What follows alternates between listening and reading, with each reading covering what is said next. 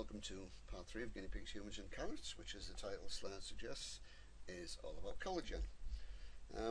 It'll also provide a case study on protein structure in general, so that's going to be very relevant to exams. Here's collagen. Collagen is a typical helical protein. It's the main component of connective tissue and is the most abundant protein in mammals. The cow here might not be so relaxed if she realised where gelatin, which is irreversibly hydrolyzed collagen, comes from. Similarly, children are often, shall we say, surprised to find that one of the key ingredients of jelly, or jello as Americans would call it, is made from boiled up cow hides and bones. Before we go on to talk about collagen, as a reminder, this is from the lecture on intermolecular forces. There are several levels which can be used to describe the structure of a protein. Primary structure is a linear sequence of the amino acids. Secondary structure refers to the 3D form of local regions. This includes folding motifs such as helices, sheets, turns and random coils. The tertiary structure is the protein's overall shape. Remember that proteins must fold in a highly specific way in order to carry out their functions. A protein that's lost this specific 3D shape is said to be denatured and will not carry out whatever its specific function was. The final, or quaternary level of protein structure that is sometimes seen is when several proteins work together to carry out a role.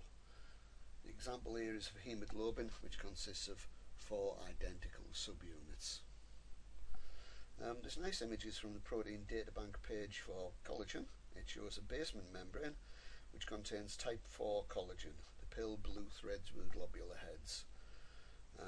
2 other molecules, the cloth-shaped laminin, which is in blue-green, and the long snaky proteoglycans, which are in green, fill in the spaces to form a dense sheet. There's in fact, I think 4 different types of collagen. Collagen 4 is a bit more complicated than type 1, which is a typical helix, which we're going to talk about a bit here. This is from the protein databank page for collagen. I'm going to do a separate video on this for time reasons, so I'm going to come back to this a little bit later on. It's a really nice tool. Okay, collagen primary structure. In biological molecules, as we know, function derives from structure. The key overall structure of collagen is that it's a triple helix. Like another slightly more famous double helix, the chains are held together by hydrogen bonds. As you can see in the primary structure, every third amino acid is glycine. As you know, this is the smallest amino acid, and is in fact the only one that will fit in the interior of the triple helix. When I go to the other video and have a look at the protein databank stuff, you'll see exactly what I mean. Glycine is hydrophobic, so when the protein is folded into its native configuration, it's tucked away on the inside and protected from the aqueous environment. Conversely, this means that proline and hydroxyproline residues on the outside of the helix. We now need to have a little more detailed look at those amino acids I've just mentioned.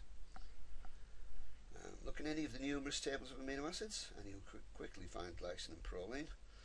What about this stuff called hydroxyproline? That's probably nowhere in sight. The reason for this is because hydroxyproline is a slightly modified version, what is known chemically as a derivative of proline. So what we've done is replaced an OH group, a hydrogen in the ring, I beg your pardon, by an OH group. There's 2 possible isomers, one with the OH group attached to the 3 carbon in the ring, and the other where it's attached to the 4 carbon. This is done by an enzyme called prolyl hydroxylase in a process that takes place in the endoplasmic reticulum. I'm not going to go into the details on this, but if you are interested, you should just follow the link on the slide. What is important, of course, is that the OH group, which has been added to the amino acid, and you see in OH groups, and hopefully you are thinking hydrogen bonding. Here's a callback to something we did earlier on. Hydrogen bonding is a key factor in stabilising the helix. There are other factors. An important one is steric repulsion, or steric repulsion. As we know, like charges tend to repel each other, and that's true of molecules as well. Which explains why, in the case we've got on the slide, glucose tends to exist in the chair form rather than the boat form.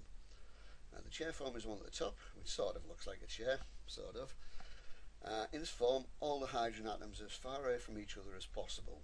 If you look carefully, you can see that the carbon atoms in the ring have the bonds attached to them in a tetrahedral arrangement. This is the lowest energy configuration, so it's the most stable. In the boat form below, notice that the two hydrogen atoms highlighted are quite close to each other and will tend to repel each other a little bit. So we can think about this in terms of the distribution of electrons, like everything else in chemistry. The hydrogens have each donated their electron to the bond, so partially de-shielding their nucleus. These partial positive charges will then repel each other. Hence why the boat form is more stable than the chair form. Though we do get both forms and all the possible ones in between as well. Just statistically, glucose and similar molecules tend to stay in the chair form. So back on track. Hydrogen bonding is a key factor in stabilising the collagen helix, but there are other factors, as I mentioned. And steric repulsion is one of them. I attempted to draw this here, the sort of grey areas, if you like, the clouds of electron density and positive charges and whatnot. The rings of the derivatized prolines in the primary structure can't overlap because they repel each other, so they're forced apart and the helix forms. Okay, this is a dire warning, and if you have a read of this and you'll notice it's a word which is out of place. Nice though proline is, it isn't the stabilising factor in collagen helices. This is mildly amusing, but it does highlight the serious point that information, especially found on the web, often needs confirming from a second source. When researching any issue, you should always use more than one source and use them to develop your own understanding of the topic. Okay, moving on to the secondary structure of collagen. Three individual helices of collagen have a left-handed twist. I'm going to explain what that means in a moment. But when you bring them together, the overall molecule has a right-handed twist. Okay, this is where you sort of need to wave your hands about and use your imagination a bit. Helices can be left or right-handed, and you can determine the handedness of a helix by using your hand and a bit of visual imagination. As shown there, open your hand and point it along the helical axis. Doesn't matter whether you point it up or down. As you move your hand up the helix, slowly curling your fingers towards you, the tips of your fingers are describing a right-handed helix. With a left-handed helix, which I couldn't find a nice picture of with the hand, you would do the process using your left hand. Here, for comparison, are right-handed and left-handed helices. You should now wiggle your hands about for a while. Finally, or is it finally, we come to collagen's tertiary structure. Here then is the three left-handed helices brought together in an overall right-handed helix. Here G is glycine and X and Y are its two amino acid friends. The arrow on the Y indicates the rest of the amino acids curling away into the chain, into the distance away from us. Notice the water, which is hydrogen bonding both to X and Y in different chains.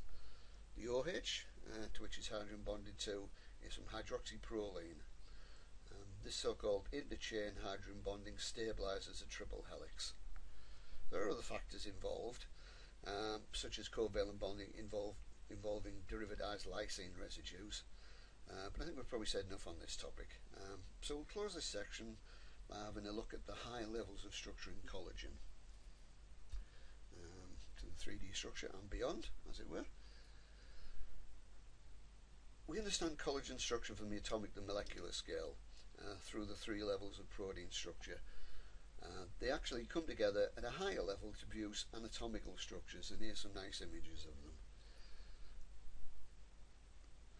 So collagen molecules get together with their friends to make macrostructures. These are formed by packing together many molecules. The first level is called fibrils. These are about 50 to 200 nanometers in diameter, with adjacent collagens staggered apart by about 67 nanometers. This produces striations, so-called D bands, that can be seen under electron microscopy. The second image there is a very nice electron microscope photograph of collagen fibrils in the tissue surrounding the knee. Okay, the final word on this. Science meets art. You do need to know about the structure of collagen to appreciate the coolness of this structure, by Julian Voss Andrea, called Unraveling Collagen. It is based on the data from the protein data bank. What can I say? I don't know much about art, but I know what I like. Thanks for listening. The next video we'll look at various theories, some quite wild and seemingly wacky, about why the higher primates lost the ability to synthesize vitamin C. I said the next video, I'll squeeze in before that a look at the collagen molecule as viewed in the protein data bank. Okay, thanks for listening.